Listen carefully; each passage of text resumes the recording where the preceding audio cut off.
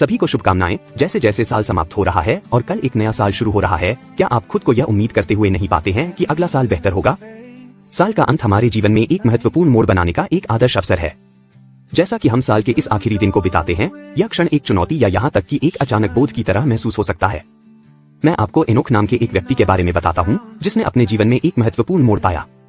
Enoch एक सामान्य जीवन जी रहा था, लेकिन 65 साल की उम्र में पिता बनने के बाद सब कुछ बदल गया।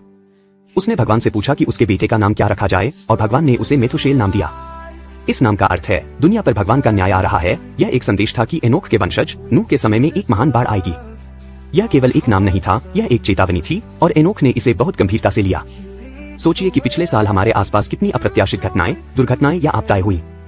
उन्होंने हमारे जीवन को बहुत प्रभावित किया है।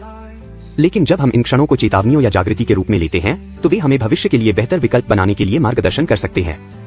एनोक ने अपने बेटे के नाम के माध्यम से भगवान की चेतावनी सुनी और महसूस किया कि वह अब और उसी तरह नहीं जी सकता।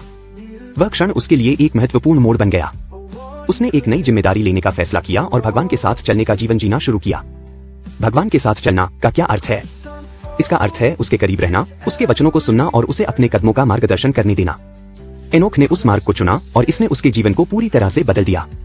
जैसे ही आप नए साल की तैयारी करते हैं, क्या आप अपने स्वयं के महत्वपूर्ण मोड़ की तलाश कर रहे हैं? एनोक की तरह अपना दिल भगवान के लिए खोलें। यीशु आपसे प्यार करता है और आपको एक नए और बेहतर मार्ग पर ले जाना चाहता है। मुझे वास्तव में उम्मीद है कि यह नया साल केवल छोटे छोटे सुधारों के बारे में नहीं है, बल्कि आपके जीवन में वास्तविक सार्थक परिवर्तन के बारे में है। यीशु के साथ वह परिवर्तन संभव है।